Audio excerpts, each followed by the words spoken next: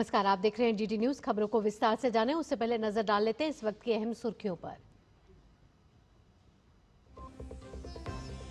PM Modi और राष्ट्रपति Putin के बीच आज होगी द्विपक्षीय वार्ता। क्षेत्रीय और वैश्विक मुद्दों पर बातचीत के अलावा कई क्षेत्रों में समझौतों पर होंगे हस्ताक्षर। राष्ट्रपति भवन में रूस के राष्ट्रपति पुतिन का होगा औपचारिक स्वागत। पुतिन के सम्मान में राष्ट्रपति मुर्मू आज करेंगे भोज का आयोजन। पुतिन राजघाट जाकर महात्मा गांधी को देंगे श्रद्धांजलि। संसद के शीतकालीन सत्र का आज 5वां दिन। राज्यसभा में सरोगेसी कानून, कार्यस्थलों पर महिलाओं के साथ भेदभाव पर विधेयक पर होगी चर्चा संभव। जीडीपी और घटती महंगाई के बीच रेपो दर का ऐलान आज। आरबीआई की एमपीसी बैठक के बाद गवर्नर करेंगे घोषणा। इजरायल के आतंकियों के खिलाफ बड़ी कार्रवाई। हमास के 40 लड़ाकों को मार गिराया। लेबनान में हवाई हमले।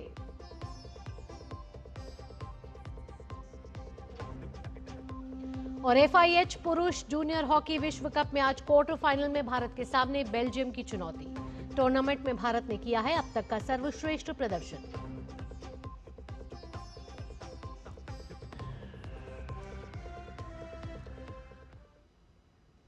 प्रधानमंत्री नरेंद्र मोदी आज नई दिल्ली में रूस के राष्ट्रपति व्लादिमीर पुतिन के साथ द्विपक्षीय वार्ता करेंगे। इस दौरान दोनों नेता द्विपक्षीय संबंधों में प्रगति की समीक्षा करेंगे और आपसी हित के क्षेत्रीय और वैश्विक मुद्दों पर विचार विमर्श करेंगे।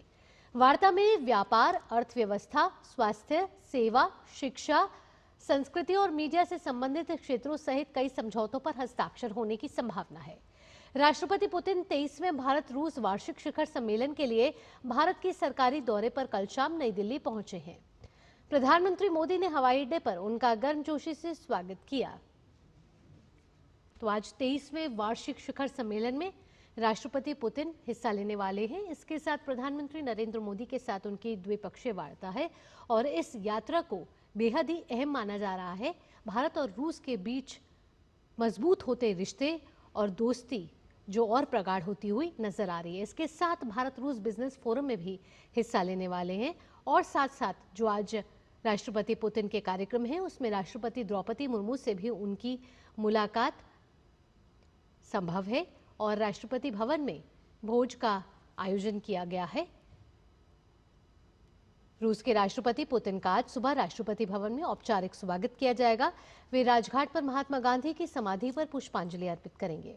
राष्ट्रपति द्रौपदी मुर्मू आज शाम रूसी राष्ट्रपति पुतिन के सम्मान में भोज का आयोजन करेंगी। बता दें कि भारत और रूस अपनी रणनीतिक साझेदारी की घोषणा की 25वीं वर्षगांठ मना रहा है।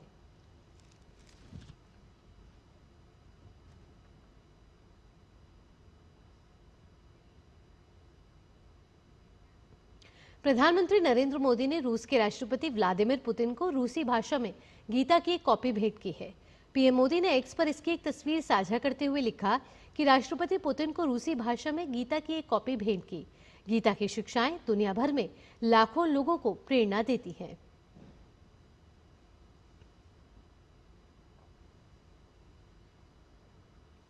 तो ये तस्वीर आप देख रहे हैं कि प्रधानमंत्री नरेंद्र मोदी ने रूस के राष्ट्रपति को रूसी भाषा में गीता की कॉपी भेंट करी है। साथ ही उन्होंने ये तस्वीर के साथ साथ संदेश भी दिया है कि गीता की शिक्षाएं दुनिया भर में लाखों लोगों को प्रेरित करती हैं। ऐसे में इससे अच्छा गिफ्ट क्या हो सकता है जब राष्ट्रपति पुतिन को रूसी भाषा में गीता की एक कॉपी भेंट की गई है। तो राष्ट्रपति पुतिन की जो ये भारत यात्रा है उस पर दुनिया भर की नजरें हैं, लेकिन भारत ने भी राष्ट्रपति पुतिन पर एक बयान दिया है और भारत का पुतिन पर बयान ये है कि भारत रूस सहयोग किसी देश के विरुद्ध नहीं है। यानी जो भारत रूस की दोस्ती है वो किसी के देश को हानि पहुंचाने के लिए नहीं है, किसी के विरुद्ध नहीं है। इसका एकमात्र उद्देश्य यही है कि दोनों देशों के राष्ट्रीय हितों की रक्षा कैसे की जा सके और इस दोस्ती और इस मजबूत रिश्ते को आगे कैसे बढ़ाया जा सके। रूस पर पश्चिमी देशों के जो प्रतिबंध लगे हुए हैं कई, उसको लेकर भी भारत ने प्रतिक्रिया दी है। भारत के साथ वैसा व्यवहार नहीं किया जा सकता जैसा कई दशक पहले किया गया था। प्रधानमंत्री मोदी आसानी से दबाव में आने वाले नेता नहीं है। तो पुतिन का ये महत्वपूर्ण बयान, जहां प्रधानमंत्री मोदी के बारे में राष्ट्रपति पुतिन ने कहा है और भारत के लोगों को प्रधानमंत्री मोदी पर गर्व होना चाहिए। तो बेहद सकारात्मक ये दोनों के बीच जो वार्ता होने वाली है उसको उस नज़र से देखा जा रहा है। और रूस के राष्ट्रपति व्लादिमीर पुतिन की भारत यात्रा के मद्देनजर दिल्ली ट्रैफिक पुलिस ने आज के लिए एक विस्तृत ट्रैफिक एडवाइजरी जारी की है। आपको उसकी जानकारी दे देते हैं। ट्रैफिक पुलिस ने बताया है कि W point, A point, ITO चौक, बहादुर शाह जफर मार्ग, दिल्ली गेट, जवाहरलाल नेहरू मार्ग, Rajghat crossing, Shantivan crossing, Hanuman Setu Y point, Netaji Subhash मार्ग, निषाद राजमार्ग, Salimgarh flyover bypass, M Pragati Maidan, tunnel से हनुमान सेतु, कश्मीरी गेट, विकास मार्ग और IP मार्ग जैसे हाई डेंसिटी जोन के आसपास कैरेजवे और सर्विस लेन पर यातायात को रेगुलेट किया जाएगा। इस दौरान सुबह 9 बजे से दोपहर 12 बजे तक इन रास्तों से दूर रहने और भीड़भाड़ से बचने के लिए दूसरे कॉरिडोर का इस्तेमाल करने की सलाह दी गई है। जबकि बहादुर शाह जफर मार्ग, JLN मार्ग और रिंग रोड, हनुमान सेतु से शांतिवन से राजघाट, IP फ्लाईओवर से प्रगति मैदान टनल और निषाद मार्ग से IP मार्ग पर पार्किंग निषेध रहेगी। इसके अलावा सुबह 10 बजे से 11:30 बजे तक मदर टेरेसा क्रिसेंट, तीन मूर्ति मार्ग, अकबर रोड, MLNP और जनपथ रोड पर किसी भी गाड़ी को रुकने या पार्क करने की इजाजत नहीं होगी। तो दिल्ली ट्रैफिक पुलिस से ये महत्वपूर्ण एडवाइजरी जारी की गई है। इसी के साथ आपको बता दें कि भारत और रूस के बीच सांस्कृतिक और शैक्षिक संबंधों को मजबूत करने के उद्देश्य से रूस एजुकेशन एजेंसी ने दिल्ली में अपनी एक शाखा शुरू की है। ये एजेंसी सिनर्जी कॉरपोरेशन और इनोप्रैक्टिका इंडिया की संयुक्त पहल है। सिनर्जी कॉरपोरेशन के अध्यक्ष वादिम लोबोव ने कहा है कि रूस के विश्वविद्यालयों से स्नातक होने वाली कई भारतीय छात्र दोनों देशों और संस्कृतियों के बीच सच्चे दोस्त बने हैं। रूसी विश्वविद्यालयों में उच्च शिक्षा की सोवियत प्रणाली को भारत में बहुत सम्मान मिला है और अब वे भारतीय छात्रों को रूस में गुणवत्तापूर्ण शिक्षा प्राप्त करने में मदद करेंगे। Now a lot of people from the India come to study Russian. It's 1,000 people from the last 20-30 years. And you know, it's not just for taking profession, medicine or engineer. It's also about the friendship between people. And our agency will create this new bridge between people from Russia and people from India. और अब खबर संसद के शीतकालीन सत्र से जुड़ी हुई, जिसमें आज का दिन निजी सदस्य विधेयकों पर चर्चा का है और कार्यसूची के अनुसार प्रश्नकाल और शून्यकाल के बाद विभिन्न मंत्रालयों से संबंधित संसदीय समितियों की रिपोर्ट पेश की जाएगी। राज्यसभा की सूची में सरोगेसी कानून, कार्यस्थलों पर महिलाओं के साथ भेदभाव, लोक जनप्रतिनिधित्व अधिनियम में संशोधन, साइबर क्राइम और खाद्य सुरक्षा जैसे मुद्दों पर निजी सदस्यों की कई विधेयक शामिल हैं। इन संवेदनशील और सामाजिक महत्व के विषयों पर विस्तृत चर्चा की संभावना है। वहीं लोकसभा में स्वास्थ्य सुरक्षा से राष्ट्रीय सुरक्षा उपकर विधेयक 2025 को कार्यसूची में रखा गया है। इसके अलावा मानसिक स्वास्थ्य, कृषि सुधार, खेल विकास, शिक्षा से जुड़े सुधार और सार्वजनिक स्वास्थ्य पर केंद्रित कई निजी सदस्य विधेयक सूचीबद्ध किए गए हैं। दोनों सदन में आज का सत्र महत्वपूर्ण विधायी विमर्शों पर केंद्रित रहने की उम्मीद है। केंद्रीय गृह एवं सहकारिता मंत्री अमित शाह आज से गुजरात के 2 दिवसीय दौरे पर रहेंगे, जहां वे गांधीनगर और बनासकांठा में कई कार्यक्रमों में शामिल होंगे। अमित शाह स्वदेशी जागरण मंच के स्वदेशोत्सव का उद्घाटन और नाबार्ड के अर्थ समिट 2025 के समापन समारोह में शिरकत करेंगे। इसके साथ ही तालाब इंटरलिंकिंग परियोजनाओं की समीक्षा बैठक और गांधीनगर महानगर पालिका के विभिन्न विकास कार्यों के नवनिर्मित बगीचा, योग स्टूडियो, LC11 पर नवनिर्मित रेलवे ओवरब्रिज, खेल परिसर और PNG गैस लाइन का उद्घाटन करेंगे। वे सर्व शिक्षा अभियान के तहत नवीनीकृत विद्यालयों का उद्घाटन और सांसद खेल महोत्सव के समापन में भी शामिल होंगे। इसके साथ ही सहकारिता मंत्रालय की परामर्शदात्री समिति बनास डेयरी की विकास, डेयरी कृषि मूल्य संवर्धन, जल संरक्षण और ग्रामीण सहकारिता से जुड़ी पहलों की समीक्षा करेंगे। वहीं गृह मंत्री अमित शाह 6 दिसंबर को सनादर में जनसभा को संबोधित करेंगे और बायो CNG और उर्वरक संयंत्र का उद्घाटन करेंगे। वे 150 TPD मिल्क पाउडर और बेबी फूड संयंत्र का भूमि पूजन भी करेंगे। इसके अलावा दल बनास डेयरी की उन्नत प्रसंस्करण सुविधाओं, पशुधन केंद्रित प्रयोगशालाओं, सहकारी समितियों, सॉइल टेस्टिंग लैब और अमृत सरोवर परियोजनाओं का भी दौरा करेंगे। भारतीय रिजर्व बैंक की मौद्रिक नीति समिति की 3 दिवसीय बैठक के नतीजे आज घोषित किए जाएंगे। बैठक की शुरुआत 3 दिसंबर को हुई थी और आज इस बैठक का अंतिम दिन है। समिति के अध्यक्ष और आरबीआई गवर्नर संजय मल्होत्रा सुबह 10 बजे यानी कि अब से कुछ देर बाद बैठक के लिए में किए गए परिणाम की घोषणा करेंगे।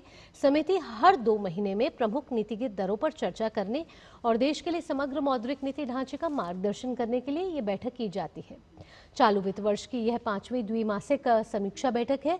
आरबीआई गवर्नर संजय मल्होत्रा बढ़ती हुई अर्थव्यवस्था और रिकॉर्ड निम्न मुद्रास्फीति के मद्देनजर रेपो रेट में कटौती भी कर सकते हैं। वक्त एक छोटे से ब्रेक का हो गया है, जल्द हाजिर होते हैं। सुनो, एक अच्छी इंश्योरेंस पॉलिसी एआई से पूछते हैं। एक ऐसी पॉलिसी जिसमें प्रीमियम पेमेंट हो लिमिटेड पर इनकम आती रहे लाइफ टाइम। LIC का जीवन उत्सव। एक ऐसी पॉलिसी जो दे होल लाइफ इंश्योरेंस कवर भी। LIC का जीवन उत्सव। वाओ, चलो तो LIC की जीवन उत्सव पॉलिसी ही लेते हैं। मैं भी तुमसे यही कह रही थी, LIC का जीवन उत्सव। लाइफ टाइम सेलिब्रेशन मनाइए LIC के जीवन उत्सव के साथ। फ्यूचर सेट है। जब धरती चीर कर निकलता है लोहे का पत्थर और मिलता है मोंगिया के जोश से, फिर तपता है, पिघलता है और बनता है फौलाद।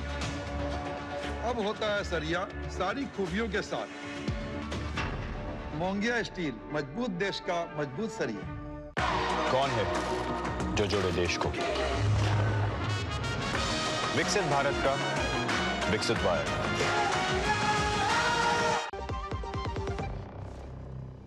तमिलनाडु सरकार के थिरुपरन कुंद्रम मंदिर में कीर्ति गई दीपम जलाने की अनुमति न देने के फैसले का विरोध हर जगह हो रहा है। मद्रास हाईकोर्ट ने तमिलनाडु सरकार को जानबूझकर बात न मानने के लिए भी कड़ी फटकार लगाई है, जबकि मद्रास हाईकोर्ट ने 1 दिसंबर को जारी निर्देश में मंदिर में दिया जलाने की अनुमति दी थी। वहीं दूसरी ओर जनसेना पार्टी ने भी तमिलनाडु सरकार के फैसले पर आपत्ति दर्ज की है। पार्टी का कहना है कि हाईकोर्ट की अनुमति देने के बावजूद धार्मिक परंपरा को रोकना उचित नहीं है। वहीं जनसेना पार्टी ने बीजेपी तमिलनाडु अध्यक्ष, बीजेपी कार्यकर्ताओं और हिंदू सदस्यों की गिरफ्तारी की भी निंदा की है, जो इस पारंपरिक अनुष्ठान में शामिल होने पहुंचे थे। जनसेना का आरोप है कि न्यायालय के आदेशों की अनदेखी और धार्मिक रीति रिवाजों पर रोक सामाजिक तनाव को बढ़ावा दे सकती है। पार्टी ने तमिलनाडु सरकार से धार्मिक स्वतंत्रता का सम्मान करने और न्यायिक निर्देशों का पालन करने की अपील की है।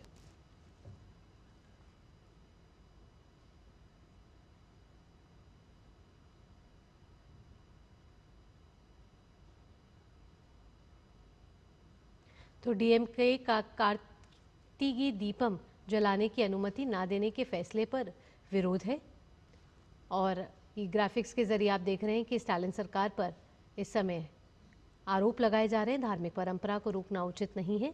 बीजेपी तमिलनाडु अध्यक्ष कार्यकर्ताओं के गिरफ्तारी की निंदा यहाँ की जा रही है।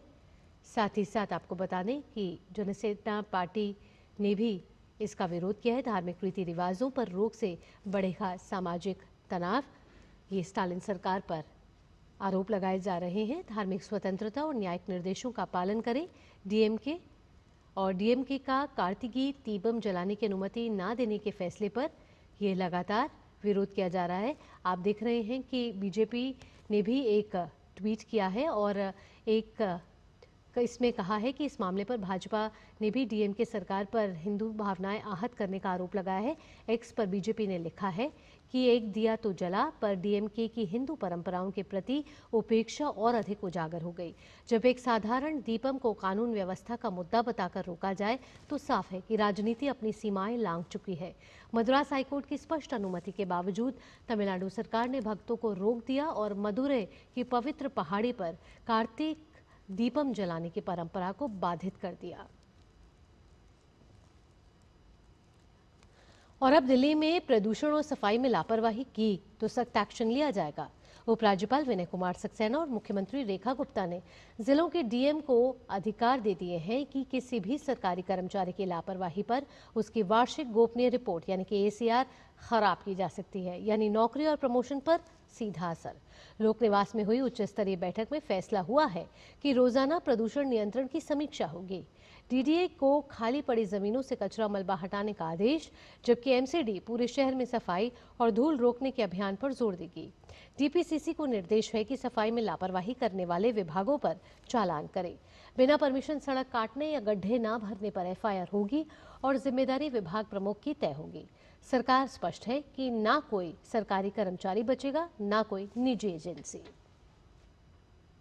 तो प्रदूषण पर इस समय दिल्ली सरकार सख्त है और गुजरात की सांस्कृतिक धरोहर और पारंपरिक कला को दर्शाते हुए कच्छ में रण उत्सव अपनी पूरी भव्यता के साथ शुरू हो चुका है। मुख्यमंत्री भूपेंद्र पटेल ने रण उत्सव 2025-26 का उद्घाटन किया। रण उत्सव कच्छ की समृद्ध संस्कृति, परंपराओं और आतिथ्य भाव का उत्सव है जो पूरे विश्व के पर्यटकों को आकर्षित करता है।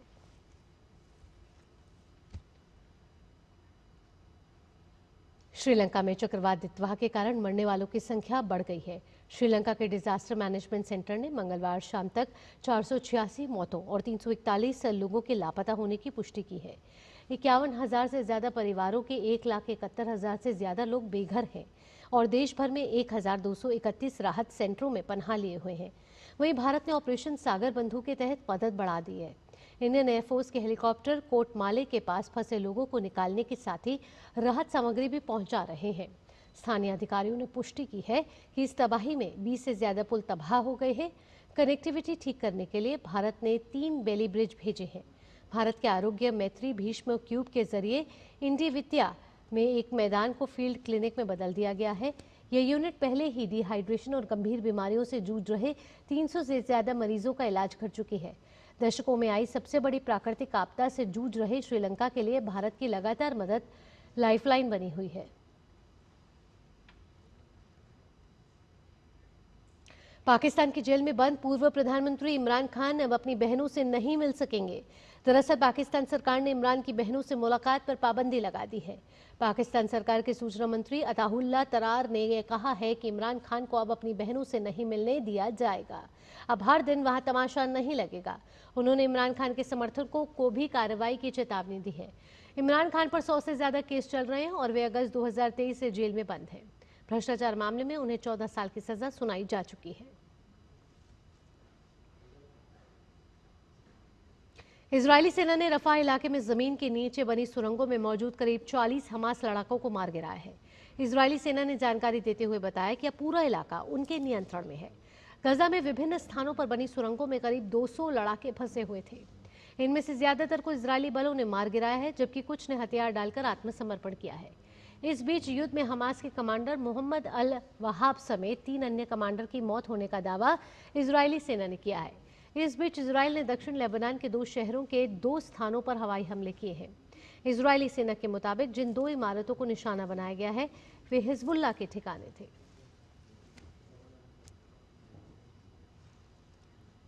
और अंतर्राष्ट्रीय खबरों का रुख करते हैं, जिसमें अमेरिकी सेना ने पूर्वी प्रशांत महासागर में ड्रग्स तस्करी करने वाली नाव पर हमला किया, जिसमें 4 लोग मारे गए हैं। यूएस सदर्न कमांड ने अपने एक्स हैंडल पर हमले की जानकारी साझा करते हुए लिखा कि अमेरिकी सेना ने अंतर्राष्ट्रीय जल क्षेत्र में एक डेजिग्नेटेड टेररिस्ट ऑर्गेनाइजेशन द्वारा चलाए जा रहे एक जहाज पर हमला किया है। इंटेलिजेंस से यह कंफर्म हुआ है कि जहाज में गैर कानूनी नशीली पदार्थ थे और वह पूर्वी प्रशांत महासागर में एक जाने माने नशीले पदार्थों की तस्करी के रास्ते से गुजर रहा था। आपको बता दें कि अमेरिकी राष्ट्रपति डोनाल्ड ट्रंप के प्रशासन को इन हमलों को लेकर जांच का सामना भी करना पड़ रहा है। खेल की खबरों का रुख कर लेते हैं। ब्रिस्बेन में खेले जा रहे एशेज सीरीज के दूसरे टेस्ट में इंग्लैंड ने पहले दिन का खेल खत्म होने पर 9 विकेट पर 325 रन बना लिए हैं। मैच में इंग्लैंड ने टॉस जीता और पहले बल्लेबाजी करने का फैसला किया। इंग्लैंड की ओर से सबसे ज्यादा 135 रन जो रूट के बल्ले से आए। जो रूट अभी भी 135 पर नॉट आउट है। रूट के अलावा जैक क्राउली ने 76 रन बनाए। ऑस्ट्रेलिया की ओर से मिचेल स्टार्क ने 6 विकेट हासिल किए। ऑस्ट्रेलिया सीरीज में 1-0 से आगे है और टीम ने पर्थ टेस्ट को महज 2 दिन में ही अपने नाम कर लिया था।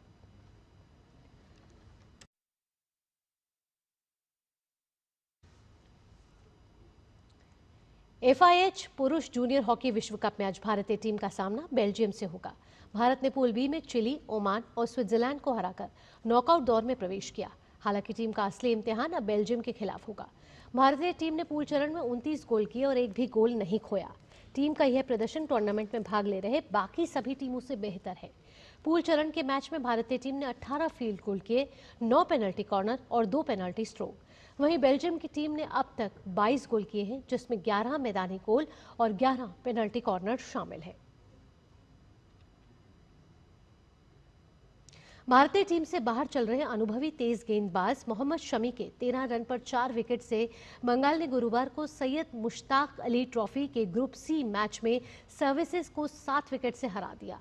ये बंगाल की 5 मैच में चौथी जीत है और अभिमन्यु ईश्वरन की अगुवाई वाली टीम 16 अंक के साथ अंक तालिका में शीर्ष पर है। टीम ने इसके साथ ही नॉकआउट में जगह बनाने का अपना दावा मजबूत कर दिया है।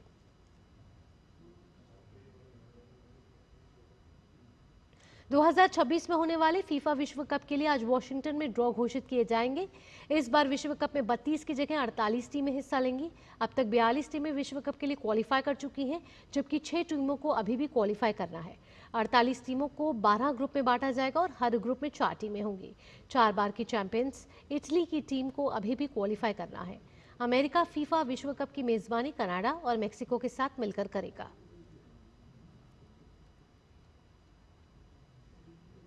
इंग्लिश प्रीमियर लीग में मैनचेस्टर यूनाइटेड और वेस्ट हैम यूनाइटेड के बीच खेला गया मुकाबला 1-1 से ड्रॉ रहा। इस मैच में दोनों ही गोल दूसरे हाफ में किए गए। हालांकि मैन यू की टीम ने खेल के 58वें मिनट में बढ़त हासिल कर ली, लेकिन टीम ने आखिरी समय में गोल खोकर अपनी इस बढ़त को खो दिया। मैन यू की ओर से डिएगो डेलोट ने गोल किया, जबकि वेस्ट हैम की ओर से मेगासा ने गोल करने में सफलता पाई।